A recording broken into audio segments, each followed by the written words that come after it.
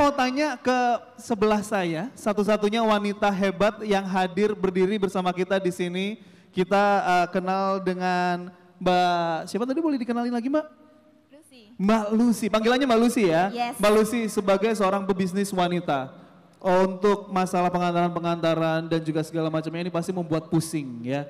Iya dong, sebagai seorang wanita ya. Nah, apa yang mungkin ini bisa ditiru banyak orang yang ada di sini nih, apa yang mungkin bisa diberikan tips and trick sebagai seorang pebisnis wanita? Kendalanya sebagai seorang wanita tuh pasti kan saingannya berat, ya kan Mbak? Nah, ini supaya bisa tetap bertahan seperti apa Mbak Lucy?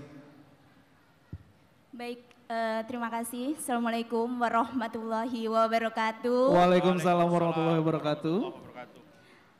Luar biasa sore hari ini karena sangat meriah ya ini. Luar biasa meriah.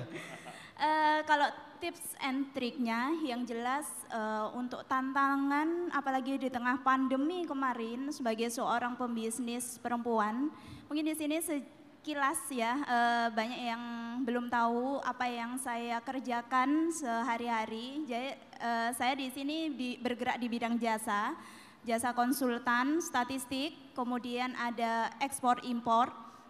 Nah, di sini kalau terkait dengan pengiriman, memang sebagai pembisnis ini kita kan nggak mau ribet, kemudian juga harus cepat dan terjamin barang kita sampai ke lokasi ini dengan aman.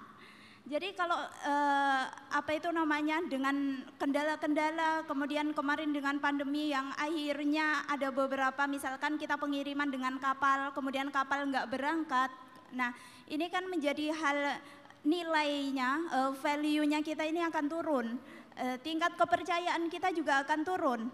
Nah, sehingga sebagai perempuan ini kita juga pasti tidak berdiri sendiri, kita butuh support, kita butuh kolaborasi, yang mana ini kolaborasi ini juga akan terbentuk dengan berbagai instansi, lembaga, ataupun dengan ya salah satunya ini ada mengantar ini, mungkin ini menjadi opsi atau pilihan kita nanti ke depan, di mana bagi para perempuan ataupun kita tidak membedakan gender ya di sini, jadi baik itu perempuan ataupun laki-laki, semua pelaku bisnis ini sama saja.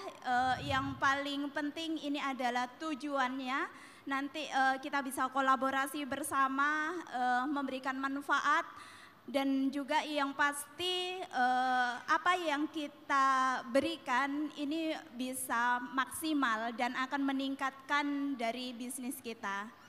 Seperti itu. Wow, luar biasa. Jadi memang benar-benar terbantukan ya, nanti semoga kolaborasinya ini cukup membantu bagi orang-orang yang bergerak di bidang usaha. Siap. Seperti Mbak Lucy. Mbak Lucy. Saya panggilnya Mbak Lucy ya. Mbak Lucy karena kalau aja. ibu kayaknya masih Masih sepantaran. muda semua kok di sini. Kita panggil kakak aja. Iya. Oke, sekarang langsung kita ke Mas Wempi nih dari SS. Oke, Mas Wempi. Dunia zaman berubah, lebih tepatnya media saya rasa juga banyak mengalami perubahan ya, apalagi di masa pandemi ini. Menurut Mas Wempi seberapa besar sih fungsi dari media sendiri untuk membantu para pelaku usaha ini? Baik, terima kasih. Assalamualaikum warahmatullahi wabarakatuh. Ya, terima kasih atas kesempatannya nih Mas Faiz, Pak Ferry. Jadi untuk media, Suara Surabaya dikenalnya mungkin dari radionya ya Mbak? Iya, betul. Benar, itu kayaknya kemana-mana kita setelnya SS gitu ya, lihat jalan macet di mana gitu kan. Suara Surabaya. Suara Surabaya. Baik. Identiknya sama macet soalnya. Nah dari kami pun itu ada perubahan Mbak. Jadi di 2018 kita mulai untuk bergeser ke digital Pak Ferry, Mas Faiz. Jadi kalau untuk masuk pandemi kemarin 2020 kita juga punya peranan. Jadi nggak cuma menginfokan okupansi rumah sakit, itu kan udah jadinya panik. Nah kita di 2020 pun itu punya peranan untuk membangkitkan ekonomi. Kita mungkin nggak bisa menggerakkan secara nasional, tapi kita coba untuk mencoba menggerakkan secara regionnya dulu Jawa Timur. Jadi kita punya program waktu itu Indonesia Bangkit. Jadi kita menggalakkan para pelaku usaha jadi nggak cuma di Surabaya aja nih Mas, Mbak, tapi juga ada di regionnya Jawa Timur. Saya pernah sampai ke Tuban, itu bisa langsung ketemu dengan masih muda, tapi beliau bisa mensupport salah satu perusahaan jamu untuk suplai jahe merahnya. Nah, di perjalanan waktu kami di media sendiri juga nggak bisa berdiri sendiri. Kita juga menggandeng government terutama, juga beberapa instansi pendidikan. Nah, saya menarik tadi waktu Mas Faiz cerita kalau ada yang mengantar akademik ya Mas Faiz. Kami waktu itu pun juga berkolaborasi dengan salah satu universitas swasta itu untuk membantu mengeduket mengenai mengembangkan usahanya. Jadi nggak sebatas media sebagai publikasi untuk produknya, mereka kalau dipublikasikan aja mungkin dikenal, tapi akan ada masalah selanjutnya, yaitu mungkin cara untuk mengelola konsumennya gimana, kemudian mengatur keuangannya, terus kemudian untuk mengembangkan pertambahan channel untuk bisa distribusi produknya seperti apa. Jadi kami di media juga punya andil gimana caranya waktu masa pandemi kemarin, kita nggak hanya sebatas menginfokan, ayo vaksin. Terus kemudian lokasi rumah sakit yang masih kosong di mana? Enggak, tapi kita juga berupaya gimana caranya perekonomian, dengan adanya relaksasi perekonomian yang sekarang, kita berupaya untuk Jawa Timur terutama untuk bisa bangkit lagi dari perekonomian yang 2020, 2021,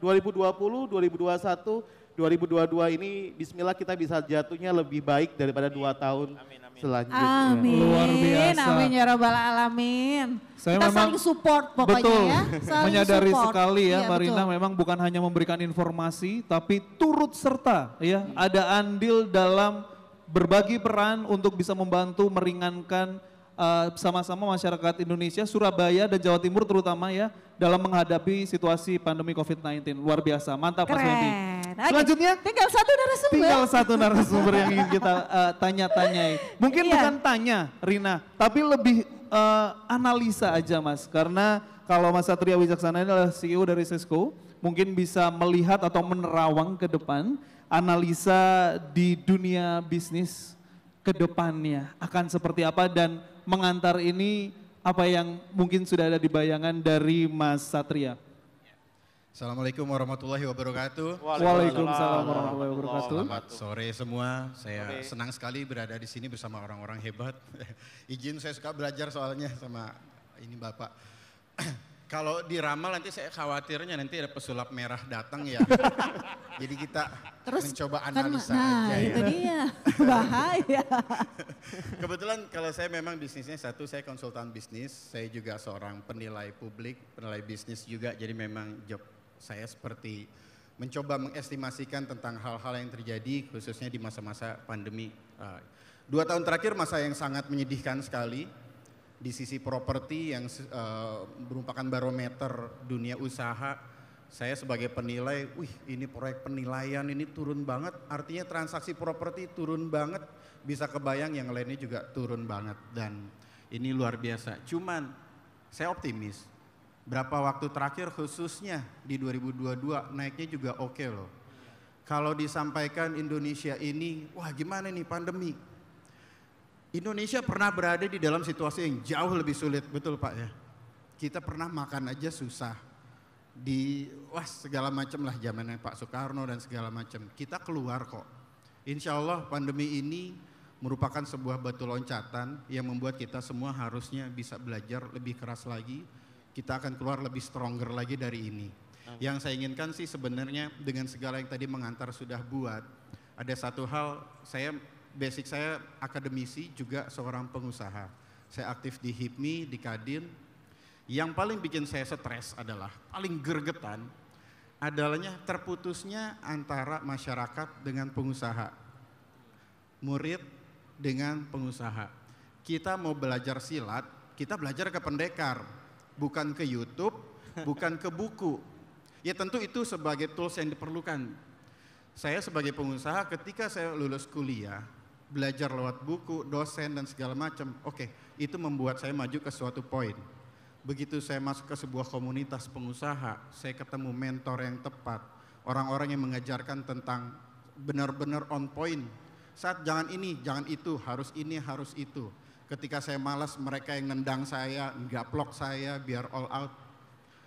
Ini yang membuat saya langsung terbus banget, melonjak sekali.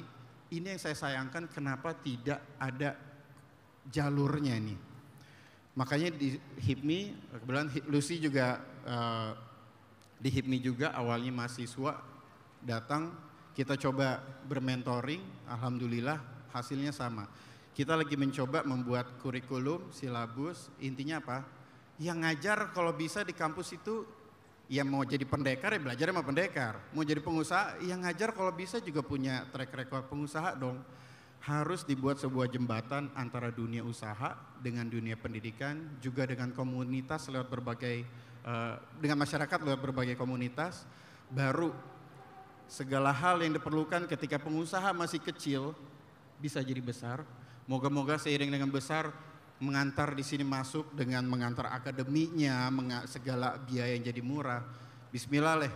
Kebangkitan ekonomi kita mulai dari Jawa Timur deh. Amin. Luar biasa. Amin, Sekali amin, lagi amin. aplaus yang meriah untuk seluruh narasumber kita. Ya. Mas Wimpi, Mas Wais, Pak Ferry, Mas Satria dan juga Mbak Lucy, terima kasih. Masih banyak sebenarnya daftar pertanyaan saya ya. Betul. Cuman waktunya 15 menit. Mas nanti kalau bikin acara kita perbanyak talk show boleh ya? Iya. Biar seru. Ini Ayo. acaranya bagus banget, jadi saya beride gimana kalau acaranya diadakan seminggu sekali ya Mas ya. Kamu seneng ya. Baik, Mas terima Wais, kasih banyak. Iya, sukses sekali lagi untuk Mengantar Summit 1.0. Sukses juga buat semuanya. Sekali lagi terima kasih untuk seluruh narasumber. Kami persilahkan untuk kembali ke tempat.